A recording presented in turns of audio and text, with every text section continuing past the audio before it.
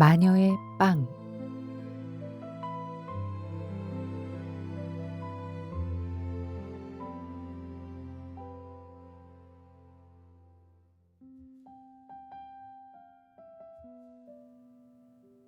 마사 미첩 양은 길모퉁이에 있는 작은 빵집을 운영하고 있었다. 계단 3개를 올라가 문을 열면 맑은 종소리가 딸랑 하고 울리는 바로 그 집이다. 마사 양은 40살이었고 은행 통장에 2,000달러의 예금이 있으며 2개의 의치와 동정심 많은 마음씨를 가지고 있었다. 마사 양보다 훨씬 조건이 안 좋은 사람들도 다들 결혼해서 잘 살고 있었다. 그녀는 일주일에 두세 번 가게에 찾아오는 손님에게 관심을 갖기 시작했다. 그는 안경을 쓰고 갈색 수염을 뾰족하게 다듬은 중년 남자였다.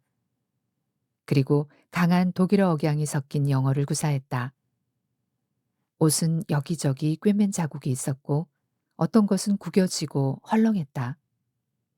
하지만 그는 언제 봐도 깔끔하고 매너가 아주 좋았다. 그는 언제나 딱딱하게 굳은 빵 2덩이를 사갔다. 갖고 온 신선한 빵은 한 덩이에 5센트였지만 굳은 빵은 2덩이에 5센트였다. 그는 굳은 빵 외에는 결코 아무것도 찾지 않았다. 어느 날 마사 양은 그의 손가락에 빨간색과 갈색의 얼룩이 묻은 것을 보았다.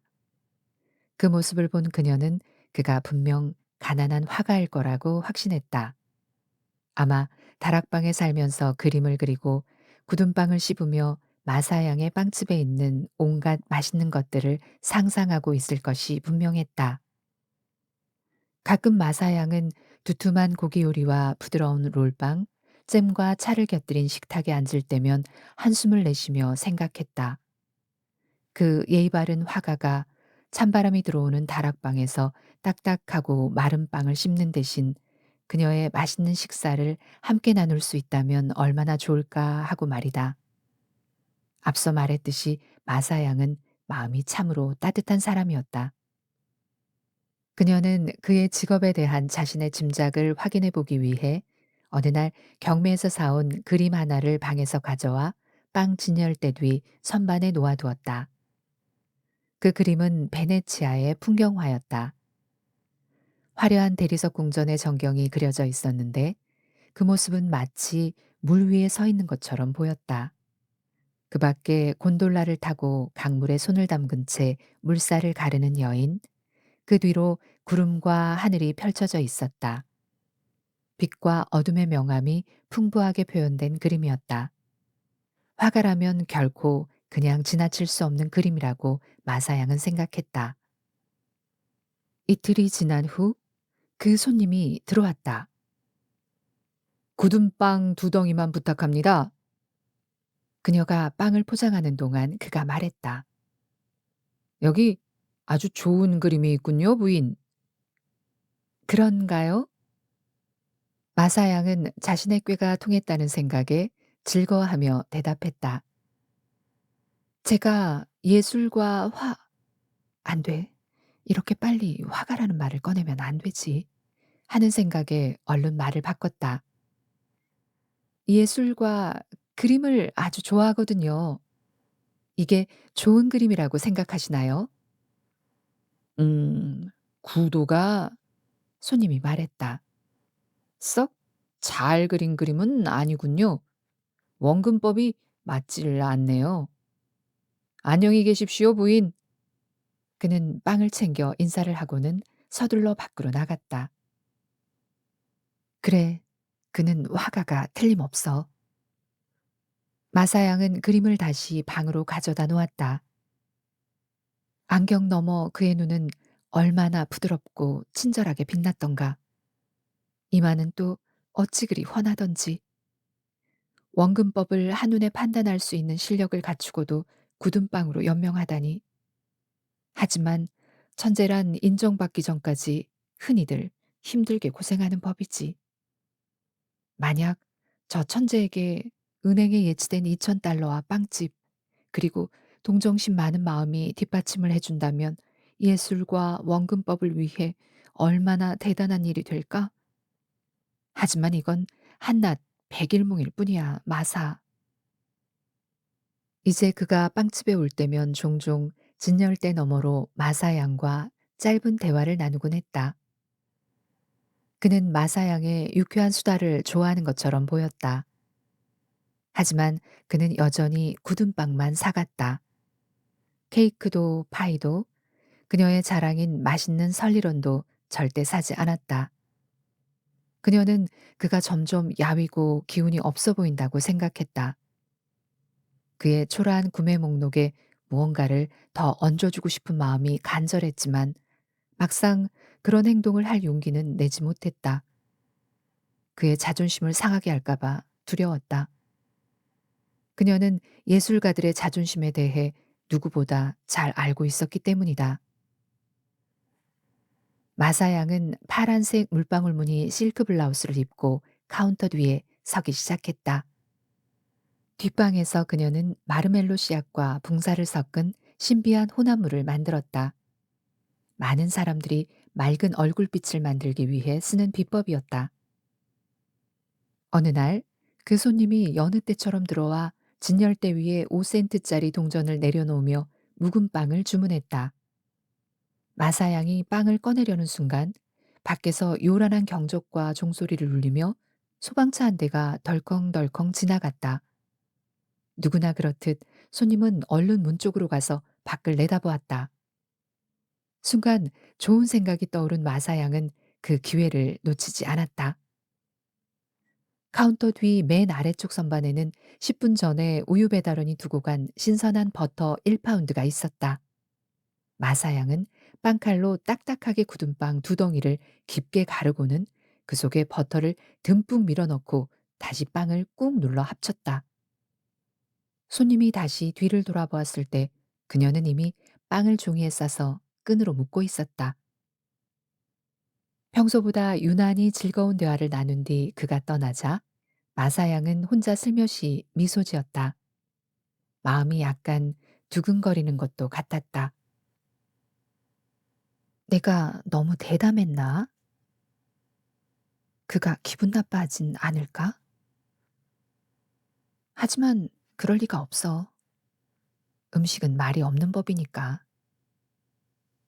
버터가 처녀답지 않은 대담함을 상징하는 건 아니잖아. 그날 마사양은 오랫동안 그 일에 대해 생각했다. 그가 자신의 이 작은 속임수를 발견하는 장면을 상상해 보았다. 그는 붓과 팔레트를 바닥에 내려놓을 것이다. 나무랄 데 없는 원근법으로 그린 그림이 이젤 위에 꽂혀 있겠지? 그는 마른 빵과 물로 점심 식사를 준비할 것이다. 그리고 그가 빵을 한 조각 썰면, 아, 마사양은 얼굴을 붉혔다. 그가 빵을 먹으며 버터를 넣은 손길을 생각할까? 그가 과연 그 순간 현관 초인종이 거칠게 울렸다. 누군가 아주 소란스럽게 들어오고 있었다. 마사양이 급히 문으로 다가갔다. 그곳에는 두 남자가 서 있었다. 한 명은 파이프 담배를 피우고 있는 젊은 남자였는데 한 번도 본 적이 없는 사람이었다. 다른 한 명은 그녀의 화가였다. 그의 얼굴은 아주 붉게 달아올랐고 모자는 뒤로 젖혀진 채 머리카락은 미친 듯이 헝클어져 있었다. 그는 두 주먹을 불끈 쥐고는 마사양을 향해 사납게 흔들어댔다. 마사양을 향해서 말이다. 멍청이! 그가 엄청나게 큰 소리로 외쳤다. 그리고는 천하의 나쁜 혹은 비슷한 욕설을 독일어로 퍼부었다. 젊은이가 그를 데리고 나가려고 애썼다. 그냥은 못 나가! 그가 화가 나서 말했다. 이 여자한테 한마디 해주기 전에는 그는 마사양의 카운터를 북처럼 쾅쾅 내리쳤다. 당신이 날 망쳐놨어! 그가 안경 너머로 푸른 눈을 번뜩이며 외쳤다. 내가 똑똑히 말해주지. 당신은 주제도 모르고 참견이나 하는 늙은 고양이일 뿐이야. 기운이 빠진 마사양은 선반에 힘없이 기대어 파란 물방울 무늬 실크 블라우스 위에 한 손을 얹었다. 젊은 남자가 화가 난 남자의 옷깃을 붙잡았다. 자, 그만 좀 가요. 할 만큼 했잖아요. 그는 성난 남자를 문 밖으로 끌어내고는 다시 돌아왔다. 부인, 무슨 일인지 말씀을 드려야 할 것 같네요. 그가 말했다. 저 사람 이름은 블룸버거라고 해요. 건축 설계사죠. 저도 같은 사무실에서 일하는 사람입니다. 저 사람은 지난 석 달 동안 새 시청 설계도를 열심히 그렸어요. 현상 공모전에 응모하려고 말입니다. 그리고 어제 드디어 선을 잉크로 긋는 마무리 작업을 마쳤죠. 아시겠지만 설계사는 항상 연필로 먼저 도면을 그립니다. 그 작업이 끝나면 딱딱하게 굳은 빵으로 연필선을 지워나가죠. 그게 고무 지우개보다 훨씬 낫거든요. 블룸버거 씨는 그 빵을 줄곧 여기서 샀습니다. 그런데 오늘 글쎄 아시다시피 부인 그 버터라는 게 글쎄요. 이제 블룸버그 씨의 설계도는 아무짝에도 쓸모가 없게 되었습니다. 이제는 기차에서 파는 샌드위치 포장재로나 써야 할 것 같군요. 마사양은 뒷방으로 들어갔다. 그녀는 파란 물방울 무늬 실크 블라우스를 벗고 예전에 입던 낡은 갈색 옷으로 갈아입었다. 그리고 마르멜로 씨앗과 붕사를 섞은 혼합물을 창밖 쓰레기통에 부어버렸다.